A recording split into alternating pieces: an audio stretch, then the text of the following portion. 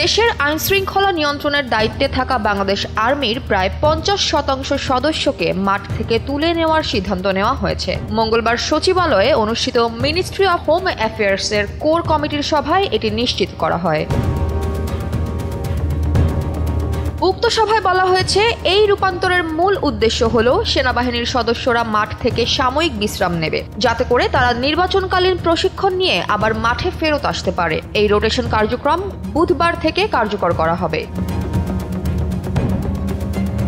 নাগরিক টিভির এক প্রতিবেদন থেকে জানা যায়, সরকার এটিকে এক ধরনের পরীক্ষামূলক কৌশল হিসেবেও দেখছেন। কয়েক সপ্তাহের জন্য সেনাবাহিনী অংশভিত্তিতে প্রত্যাহার হলে দেখা যাবে স্থানীয় প্রশাসন ও পুলিশ কতটা স্বাচ্ছন্দ্যে আইনশৃঙ্খলা ধরে রাখতে পারে।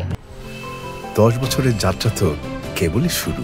একসাথে গ্রো করার এই জার্নি চলুক আগামীতেও।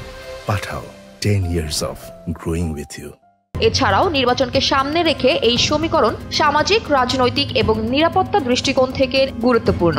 যদিও আগামী ত্রয়োদশ জাতীয় সংসদ নির্বাচনের সময় সেনাবাহিনী মোতায়েন থাকবে, তবে সেনাবাহিনীকে ব্যারাকে ফিরিয়ে নেওয়ার এই সিদ্ধান্তকে সরকার একটি কার্যকর রোটেশন হিসেবে ব্যাখ্যা করছে। অপরদিকে প্রথম আলোর আরেকটি প্রতিবেদনে দেখা গেছে, সেনাবাহিনীর উচ্চ পদস্থরা বলছেন, দীর্ঘ সময় ধরে মাঠে মোতায়েন থাকার কারণে সেনাবাহিনীর প্রশিক্ষণ ও কার্যক্ষমতা ব্যাহত হচ্ছিল। একটি সুষ্ঠু, নিরপেক্ষ ও উৎসব সুলভ নির্বাচন হলে দেশের স্থিতিশীলতা ফিরে আসবে, আইনশৃঙ্খলা স্বাভাবিক হবে এবং আমরা ব্যারাকে ফিরে যেতে পারব।